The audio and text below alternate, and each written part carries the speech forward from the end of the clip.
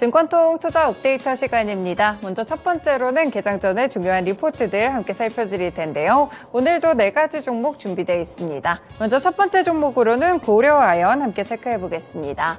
오늘 하나증권에서 리포트를 냈고요. 4분기 영업이익 추정치는 2,123억 원으로 전년 동기 대비 107% 정도 증가하면서 컨센서스를 상회할 것으로 예상되고 있습니다. 아이온과 연의 판매량이 연초에 제시했던 가이던스를 상회할 것으로 보이는데요. 일단 원달러 환율에 대한 흐름은 전분기와 비슷할 것으로 보이는 가운데 아이온 가격이 상승했고 호주의 SMC도 안정적인 판매 궤도에 접어들고 있습니다. 1분기에도 유사한 영업 환경이 될 것 같은데요. 일단 중국의 철강 수요는 부진하지만 이 춘절이라는 연휴도 있고 결국에 이때 수요가 좀 자극될 것으로 보이는데요. 1분기 아이온 가격은 소폭 상승하고 귀금속에 대한 가격 강세도 실적에 긍정적으로 작용할 것이라고 봤습니다. 여기에 주요 자회사라고 볼 수 있는 캠코의 지분율이 올라가게 된 것도 함께 긍정적으로 봤고요. 현재 시점에서는 목표 주가 67만 원까지 상향 조정했습니다. 네, 두 번째 종목 보겠습니다. 아프리카TV고요. 상상인 증권 리포트입니다. 4분기 영업이익 전망은 233억 원으로 전분기 대비 6% 정도 증가하면서 컨센서스에 부합할 것으로 예상되고 있습니다. 현재 보시면 별풍선의 매출은 견조하게 성장하고 있고요. 광고 쪽도 게임사 등의 매출로 굉장히 견고하게 관측이 되고 있는 상황인데요. 그리고 이번에 네이버 치즈직이라는 새로운 경쟁사 서비스가 등장했죠. 트위치가 사라지고 이 부분이 경쟁사로 부각이 됐는데요. 오히려 네이버 치즈직은 숫자로는 대부분의 트위치의 스트리머들을 흡수할 가능성이 높지만 이 우악굿이라든지 혹은 이세계 아이돌 같은 최상위 스트리머들이 아프리카TV로 이적을 확정지었습니다. 그렇기 때문에 사실상 경쟁 강도는 트위치보다 훨씬 낮아졌다는 평가를 함께 받고 있습니다. 사명과 서비스명도 이제는 아프리카TV에서 숲으로 이제 바뀌게 되기 때문에 폭넓은 유저층이 유입이 될 수 있을 것을 기대해 볼 만한데요. 그래서 중소형 플랫폼 종목에서는 토픽으로 함께 제시했습니다. 오늘 목표 주가도 13만 원까지 상향 조정했습니다. 세 번째 종목입니다. 현대건설로 BNK증권 리포트가 나왔는데요. 4분기 영업이익은 1,746억 원으로 전년 동기 대비 135% 증가하지만 컨센서스를 하회할 것으로 추정되고 있습니다. 현재 주택 부문의 마진이 개선되지 않고 있고요. 토목과 플랜트 부분도 보수적으로 계산을 했는데요. 현대 엔지니어링도 국내 주택 부분이 아쉽기 때문에 3분기와 유사한 분위기가 날 것이라고 봤습니다. 지난해 수주 소식이 들렸던 자프라투는 올해 1분기에 인식이 좀 이연될 예정이기 때문에 이 부분도 참고해 보시면 될 것 같고요. 일단은 내후년까지 개발 사업이 어떻게 진행되는지가 상당히 중요할 것 같습니다.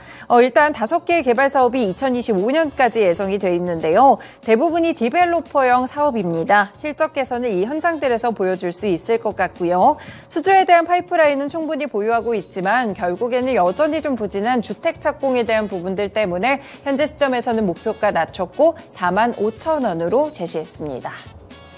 마지막 종목 보겠습니다. 바로 컨택이라는 종목인데요. 이 종목 한국투자증권에서 리포트가 나왔습니다. 네, 우주항공 분야의 기업들이 올해 상장을 앞두고 있는 기업들이 상당히 많기 때문에 우주항공 분야에 집중해보자라는 시각을 제시했고요. 컨택은 우주경제의 90%를 차지하고 있는 다운스트림에서 명확한 수익 모델을 구축하고 있습니다. 일단 올해 보시면 고마진 사업에 대한 매출 기여도가 확대되고 비용 이슈도 서서히 해소될 것으로 보이는데요. 바로 이 고마진 사업이 지상국 시스템 엔지니어링 솔루션입니다. 프로젝트당 매출 규모가 평균 50억 원이고요. 여기에 지상국이 5개 정도 추가가 설치가 되면서 그동안 부담으로 작용했던 이 수익성 역시나 이제 비용 이슈도 해소가 될 것으로 보이고 있습니다. 수주 잔고를 보시면 지난해 기준으로 500억 원 정도를 기록하고 있는 상황인데요. 이번에 영업적자 기조가 나오겠지만 일회성 비용이고 결국에는 이런 강력한 수주 잔고를 기반으로 해서 외형 성장을 이룰 것이라고 보고 있습니다. 이 고마진의 위성 영상 제공 사업이 연간 매출 100억 원으로 확대됐을 때 이익에 대한 흑자 전환도 함께 기대해 볼 수 있겠습니다. 다만 현재 시점에서는 목표 주가 따로 제시하지 않았습니다. 네, 이렇게 오늘도 개장 전에 중요한 리포트들 함께 분석해드렸고요. 다음으로는 주요 일정들 확인해 보겠습니다.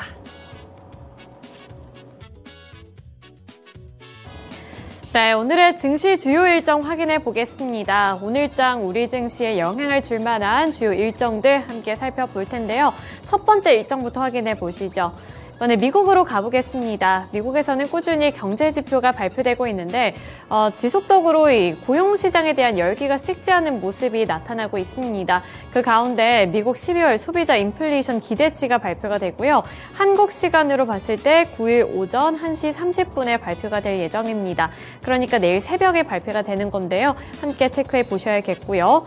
두 번째 일정도 미국에서 살펴보겠습니다. 미국의 11월 소비자 신용지수가 발표가 되는데 마찬가지로 한국 시간 9일에 발표가 되고요. 오전 5시에 예정이 되어 있습니다. 소비자들이 얼마나 신용을 하고 있을지 이 부분에 대해서도 체크를 해보시면 좋을 것 같고요. 이 소비자 신용지수가 또 어떠한 영향을 줄 수 있을지도 체크해 보실 필요가 있겠습니다. 네, 이어서 다음 일정 확인해 보겠습니다.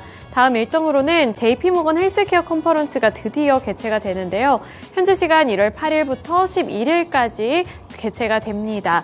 관련 종목으로는 제약바이오 섹터 그리고 바이오시밀러 이쪽 부분을 살펴보시면 좋을 것 같은데요. 이 JP모건 컨퍼런스가 11일까지 미국 캘리포니아주 샌프란시스코에서 제42회차로 열리게 되는 건데요. 매년 1월에 열리는 세계 최대 규모의 제약바이오 헬스케어 행사이기 때문에 이쪽으로의 관심도도 상당히 높아지고 있습니다. 이 글로벌 빅파마 및 신흥 바이오 기업들 그리고 전문 투자자 등이 모여서 이 연구개발과 투자 유치 그리고 파트너십 등을 논의할 것으로 보이는데요. 특히 우리나라에서는 ABL 바이오가 대표 종목으로 꼽히고 있습니다.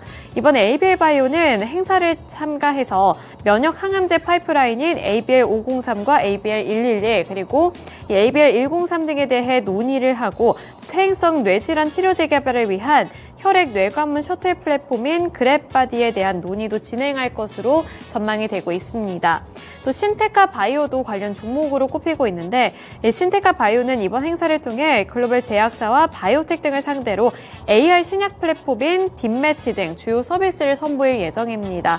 여기서 신규 고객사를 확보할 것으로 기대가 되고 있는 만큼 이 안에서도 대표적인 종목들의 주가 흐름도 체크해 보실 필요가 있겠습니다. 네, 이어서 다음 일정 확인해 보겠습니다. 다음으로는 우리나라로 와보도록 할 텐데요. 이제 LG 쪽에서 잠정 실적이 발표가 됩니다. LG전자의 잠정 실적 확인해 보실 필요가 있어 보이는데요. 1월 8일께 이 4분기 잠정 실적을 발표할 예정입니다. 2022년 4분기 연결기준 매출액 같은 경우 전년 동기 대비 5.2%가량 증가할 것으로 보이고요. 영업 증가했고요. 또 영업이익 같은 경우에는 전년 동기 대비 마이너스 90.7%를 기록한 바가 있습니다. 따라서 이번에 LG전자 어떠한 실적을 발표하게 될지도 체크해 보실 필요가 있어 보입니다. 네, 다음 소식 확인해 보겠습니다. 다음으로는 엔터주 관련해서 있지가 컴백한다는 소식이 나타났는데요.